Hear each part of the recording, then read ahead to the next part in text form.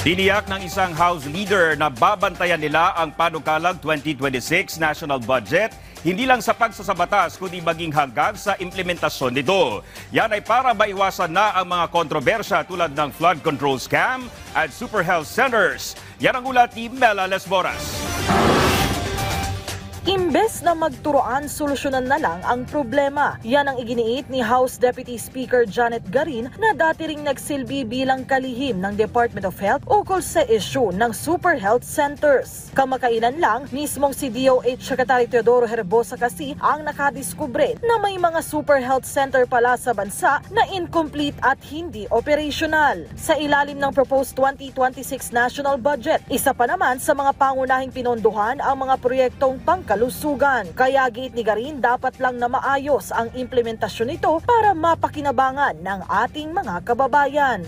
Kasi nga ang problema, dagdag ng dagdag, merong mga hindi natapos. Okay? Tapos ngayon magtuturuan.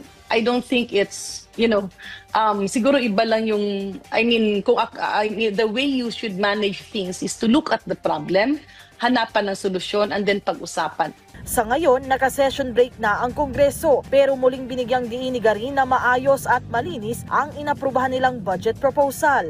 This budget is a reflection of how we are trying to regain the trust of our people. Hindi man, syempre, hindi perpekto ang isang institusyon.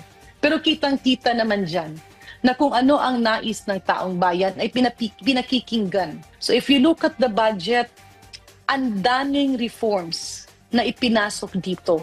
Bukod naman dito, nakatutok din ang ilang House leaders sa nagpapatuloy na investigasyon ukol sa maanumalyang flood control project sa bansa. Sabi ni House Deputy Speaker Paulo Ortega, sang-ayon siya sa pahayag kamakailan ni Makati Business Club Executive Director Apaong na dapat ay mapanatili ang fairness at due process sa investigasyon at hindi ito mahaluan ng politika. Pabor din dyan si House Infrastructure Committee Co-Chair Terry Ridon at dagdag pa niya, dapat ay hayaan na lang na katotohanan at hustisya ang manaig sa issue. Mela Lesboras para sa Pambansang TV sa Bagong Pilipinas.